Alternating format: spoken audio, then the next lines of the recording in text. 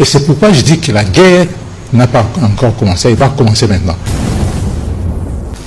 Et nos troupes, accompagnées des vaillants patriotes Wazalendo, ont réussi à repousser l'ennemi et l'ennemi a même sorti des chars qui sont venus du Rwanda. Hier, après la réunion du Conseil supérieur à la défense, par le chef d'état-major général, et ils ont compris le souci du commandant suprême, le souci du peuple congolais, et au moment où nous parlons des combats, les combats se poursuivent depuis hier et nos troupes. Toujours les jeunes abonnés.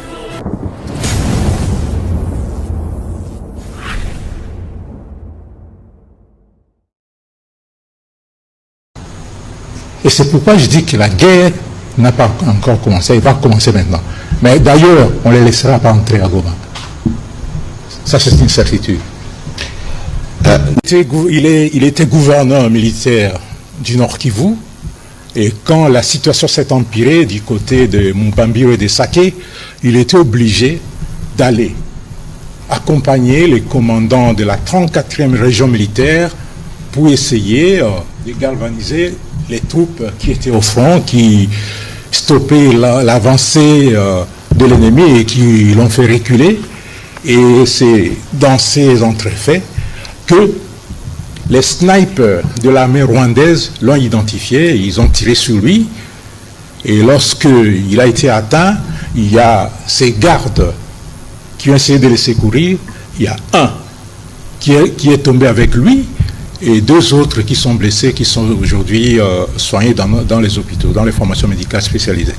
Voilà le contexte dans lequel notre brave officier général, le général-major Chirimwami Kuba Peter, gouverneur intérimaire du Nord Kivu, nous accorde des unités. Hier, après la réunion du Conseil supérieur à la défense, par le chef d'état-major général, et ils ont compris le souci du commandant suprême, le souci du peuple congolais, et au moment où nous parlons des combats, les combats se poursuivent depuis hier, et nos troupes, avec l'appui de la MONUSCO, avec l'appui des SAMI-DRC, et nos troupes accompagnées des vaillants patriotes Wazalendo, ont réussi à repousser l'ennemi, et l'ennemi a même sorti des chars qui sont venus du Rwanda, et ces chars n'ont pas pu avancer, et cette détermination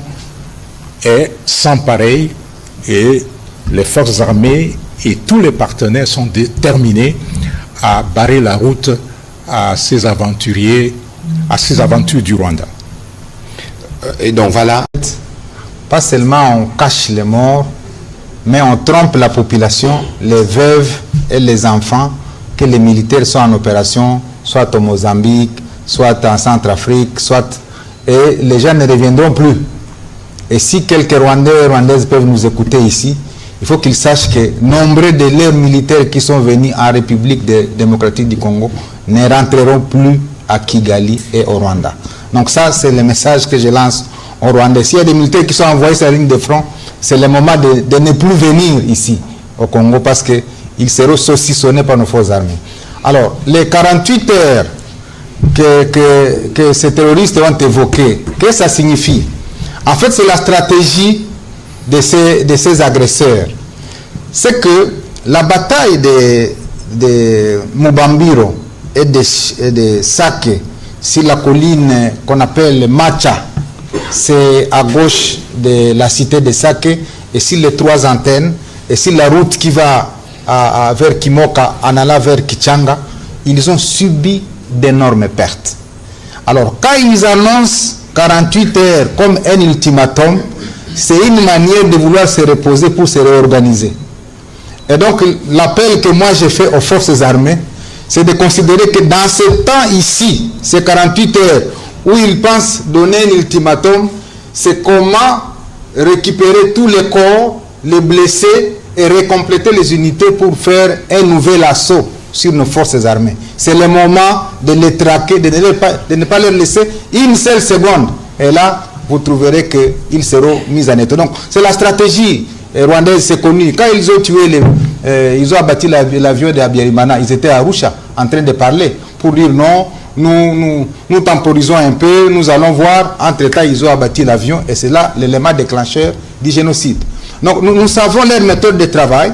Heureusement qu'ils font face aux gens qui les connaissent. C'est pourquoi nous resituons à l'opinion tous ces éléments-là, pour que ceux qui ne connaissent pas sachent les méthodes de travail, les modus, comment on a dit, operandi, hein, modus operandi des Rwandais. Là, ils sont saucissonnés, c'est la raison pour laquelle ils veulent observer une pause de 48 heures. Mais aux forces armées, n'observez pas ça, parce qu'ils veulent créer la peur dans les chefs des forces armées. Il faut ce matin déjà les poursuivre pour les amener beaucoup plus loin, afin de les repousser d'où ils sont venus. C'est le conseil que je peux donner, mon général.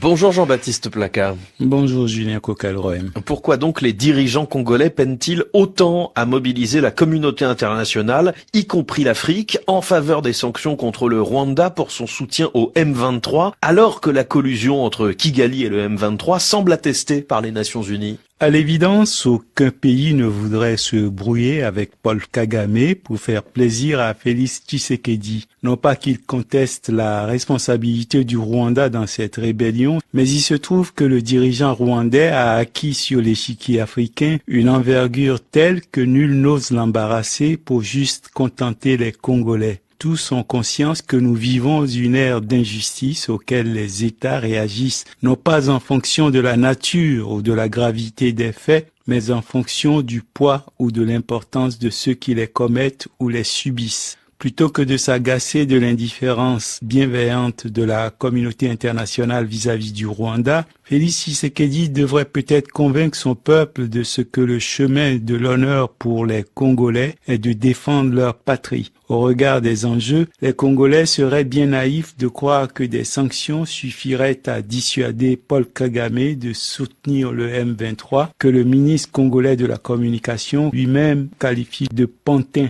Mais comment combattre un M23 dont les forces semblent plus aguerries que l'armée congolaise? Peut-être en redoublant d'efforts, de détermination et de sérieux, que le Rwanda, pays de 14 millions d'habitants, tienne en respect la RDC et ses 102 millions d'âmes est une anomalie, et que les rebelles du M23, même soutenus par les quelques 33 000 hommes de l'armée rwandaise, parviennent à mettre en difficulté l'armée de RDC et ses 134 000 hommes, est une autre preuve des insuffisances d'un leadership systématiquement défaillant dont Félix Tshisekedi n'est que l'impuissant héritier. Mobutu Sese Seko ne se souciait que de sa sécurité personnelle et sa tristement célèbre division spéciale présidentielle, plus prompte à massacrer les étudiants sans défense qu'à défendre la patrie, a été incapable de lui sauver la mise lorsqu'en 1997, Laurent Désiré Kabila, porté par les troupes rwandaises et ougandaises, l'a renversé. Mais cette chute de Mobutu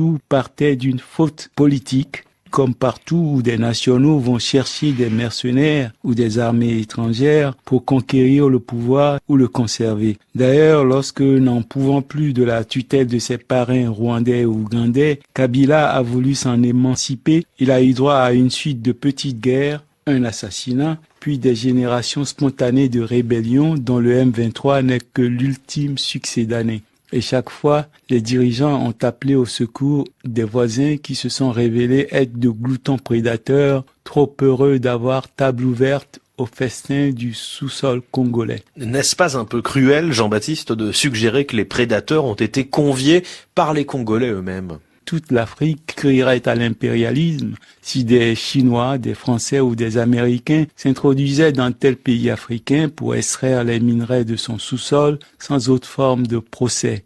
Que l'Afrique se mure dans le silence pendant que d'autres nations africaines pillent impunément la RDC scandalise d'autant que d'authentiques chantres de la souveraineté africaine justifieront leur coupable cupidité par l'incapacité des leaders congolais à faire le bonheur de leur peuple en dépit de toutes ses richesses. En RDC, les guerres sont aussi juteuses pour les prédateurs qu'elles sont sanglantes pour le peuple. et la fâcheuse tendance de nombre de dirigeants politiques congolais à confisquer personnellement une part de la richesse nationale n'est au fond qu'une autre guerre des politiciens contre leur propre peuple. D'où la perplexité des Congolais lorsqu'ils entendent ces mêmes dirigeants dénoncer le pillage de leur richesse par tel ou tel voisin. Pour convaincre de la sincérité de leur révolte, il ne reste plus à ces politiciens qu'un sursaut de probité dans la gestion de la part qui échappe aux étrangers. Ainsi, leurs concitoyens pourraient un jour dire que les prédateurs nationaux, eux au moins, savaient voler avec empathie. Jean-Baptiste Placa, merci beaucoup. Tozana eloko mosusu ya kopesa population congolaise te soki ezali pete, c'est-à-dire pe na mboka ezali eloko ekozwama na makila ya soda nde serma tosala makila na biso po oyeba kango te makila na biso po na ekolo toyokani ifo soda nyonso ayeba serma wana makila na biso po na ekolo tanke na mboka bitumba ezali mobulu ezali esengeli soda akota riske esengeli soda andima kokufa po kalme zonga na mboka toza na arme mosusu te FRDC nde arme na biso tolinga te population nyonso kobanda président de la république bazotala nde arme soki toza makasi te tokozala baumbu ya batu mosusu toyokani nani andimi azala moumbu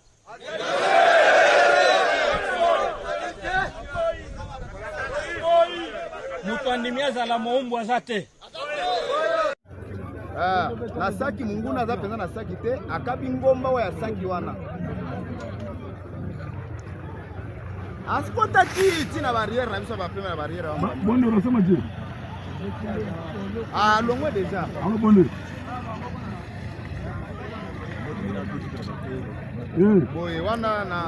wana bato ya mabumu nyonso to bato ya pete ya minene ya rouge babukibuki yango lelo bamwana bazokita depa bato nyonso na nini nte spécial nyonso to baza na kati ya progression ndambu kaka vers nani mubambiru donc progression ezaka maleme na kati ya nzela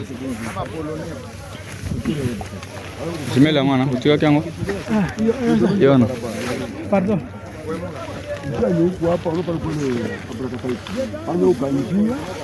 baunité spéciale nyonso bamwana baza na kati ya kita wana eza vers mubambiru donc depa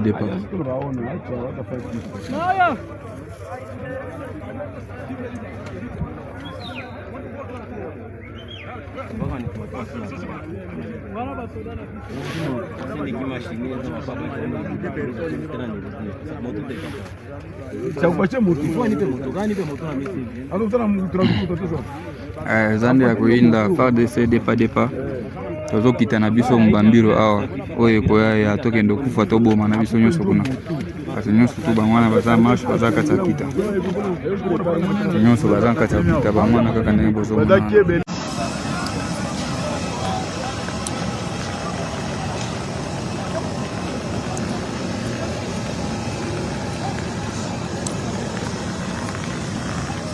Apatende, no? Zidi. Quanto? Emanuel, dale chombo.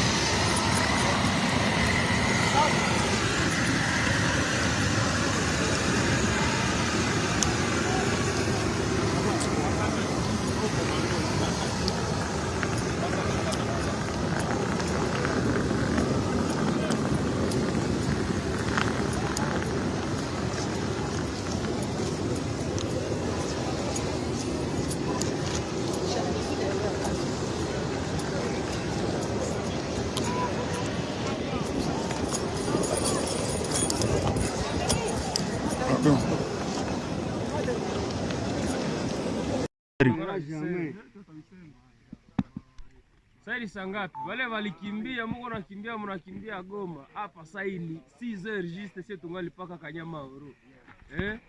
Maimai afari na kasimbie pere mtozawa.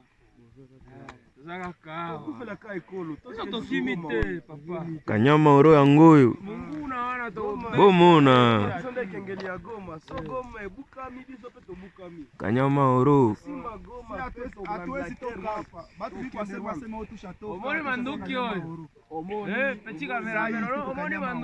Manduki ya munguna.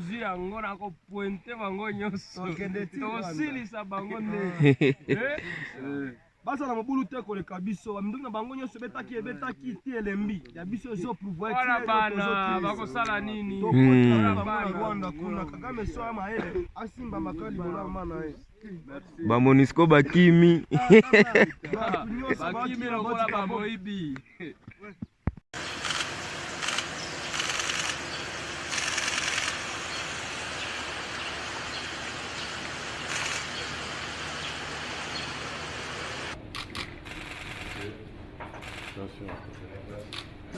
Cette réunion a porté sur un seul point, la situation qui prévaut actuellement dans la partie orientale de notre pays, et surtout au nord Kivu et surtout dans les environs de Goma.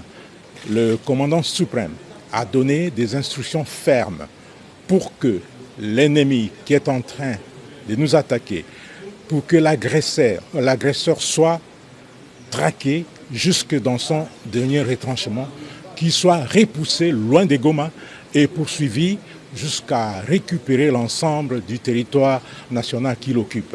Ça, c'était la première préoccupation qui a réuni autour du commandant suprême les responsables militaires et civils que vous avez vus.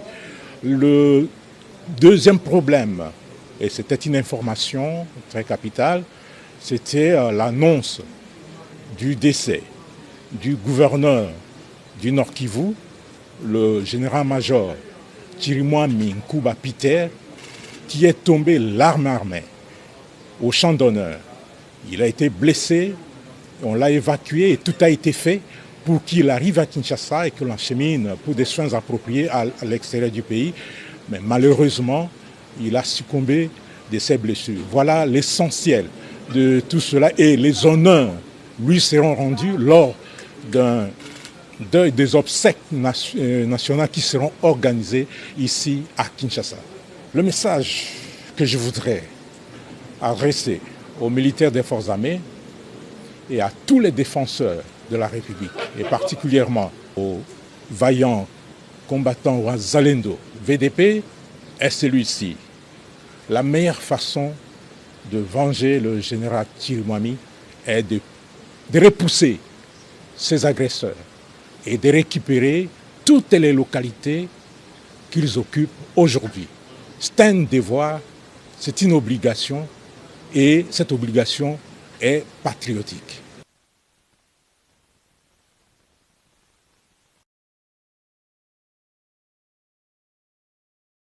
Déterminé à éradiquer la criminalité et le banditisme urbain dans sa garnison, les commandants 14e région militaire et commandant Task Force ville de Kinshasa, le général-major Stasin Kizimumbuyu a organisé le dimanche 5 janvier 2025 pour la énième fois le bouclage du quartier Kangala et ses environs au camp lieutenant-colonel Kokolo. 208 personnes ont été interpellées, dont 95 présumés bandits, 3 armes AK-47, 19 machettes, des boissons frélatées et une importante quantité de chanvre indien ont été saisis. Ce bouclage est la continuité des mesures prises pour assainir les camps militaires des malfaiteurs. Ces derniers fuient la cité pour trouver refuge dans les camps. Certains enfants de militaires sont également auteurs de banditisme dans les camps, souvent devenus un repère des criminels. Pour permettre à la population de célébrer les fêtes de fin d'année dans la quiétude, les éléments de task force ont été déployés dans les communes de Kisenso et de Makala en collaboration avec leur bourgmestre. Au quartier Maboulou, dans la commune de Makala, les habitants qui avaient abandonné leur domicile à cause de Kuluna ont regagné le quartier. Constat fait par M. Kafé Lyongu Diakabongo, bourgmestre de cette entité politico-administrative. Toyoka qui vraiment kolela na bino. Yangonde tolobi que esengeli bana Maboulou 1 va vivre lokola batuyon so bazana kati ya ville la province de Kinshasa. Na kolela wana na lobi que nous allons tout faire de manière à ce que total le commandant de la 14e région militaire atteint de la bisoba élément de manière à ce que va sécuriser autorité de l'État et à la ressenti. Et ça promesse taper sa rabinoté. Et jour ya Noël boleka ki Noël ndenge nini?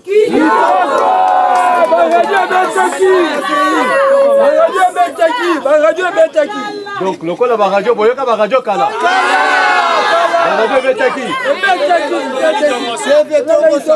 Message nini otoko pesa et pas commandant 14e maison militaire. Tokomi na kimia koleka ba komini nyonso.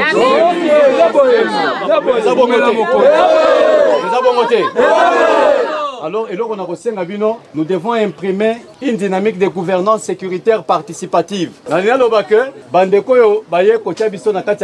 fallait collaborer na bango. Collaboration na biso est à niveau nini. Eza que ce que vous avez mutumabe il faut dénoncer.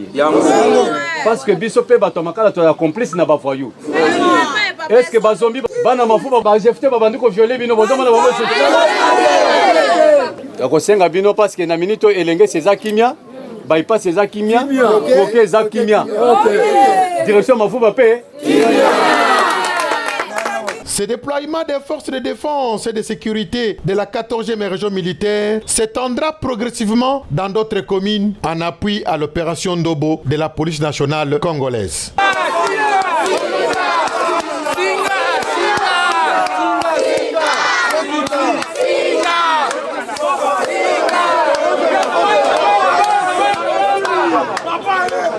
Nous venons de terminer sous la direction du commandant suprême de forces armées de la République démocratique du Congo et de la police nationale congolaise une réunion du Conseil supérieur de la défense élargie où nous avons essentiellement passé en revue la situation opérationnelle dans toute la République démocratique du Congo, mais spécifiquement dans l'Est de la République démocratique du Congo. Cette réunion du Conseil supérieur de la défense était la première avec le nouveau chef d'état-major général qui a eu à la suite du vice-premier ministre, ministre de la Défense, donné les grands axes de sa vision sur ce qui concerne notamment la montée en puissance de forces armées de la République démocratique du Congo, mais la réponse militaire que nous apportons face à la guerre d'agression qui nous est menée par les Rwandais et ses supplétifs terroristes du M23.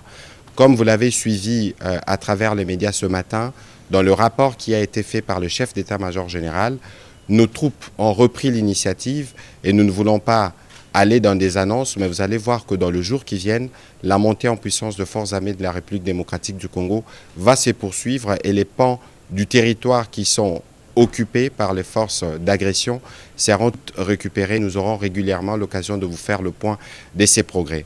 Au-delà de la question opérationnelle qui a été abordée dans toute sa dimension, nous avons aussi abordé les aspects diplomatiques de ces questions où vous avez noté avec nous l'isolation de plus en plus constatée du Rwanda qui montre que ce n'est pas le pays qui veut la paix dans l'Est de la République démocratique du Congo. Et de ce point de vue, la ministre d'État, ministre des Affaires étrangères, a reçu des orientations précises sur ce qui doit être fait à ces niveaux.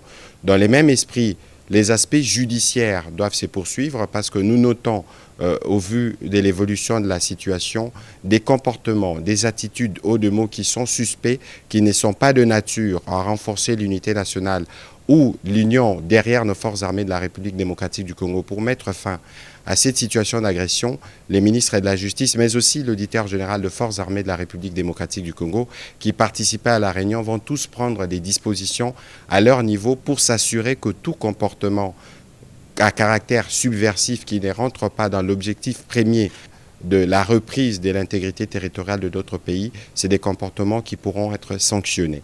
Le même constat a été fait dans la couverture médiatique des événements dans l'Est de la République démocratique du Congo, comme nous avons eu à le relever à travers les mises en garde qui ont été faites. Nous voulons vous dire que des mesures seront prises dans les jours à venir contre tous les médias qui travailleraient dans le sens d'accompagner l'œuvre terroriste qui s'est faite en République démocratique du Congo. Pour l'impératif de la paix, il y a des mesures qui devront être prises absolument pour qu'on s'assure que tous les efforts nationaux qui sont faits pour restaurer la paix dans l'Est de la République démocratique du Congo puissent l'être. Nous avons évidemment eu l'occasion de passer en revue aussi d'autres questions d'importance capitale qui sont traitées au niveau de nos différents services pour nous rassurer que toutes les mesures sont prises pour que la paix soit restaurée, que la sécurité règne partout en République démocratique du Congo. Nous allons terminer évidemment par rappeler la mobilisation que le président de la République ne cesse de demander à tous les Congolais autour de forces armées de la République démocratique du Congo, dont il a à nouveau loué la bravoure et les sacrifices. Et donc nous allons réitérer ces demandes pour que toutes les populations congolaises fassent confiance au président de la République, mais aussi aux efforts soutenus du gouvernement dans le cadre des différents fronts militaires, diplomatiques, judiciaires, économiques et médiatiques pour que nous puissions restaurer la paix dans l'est de notre pays une fois pour toutes. Les jeunes abonnés.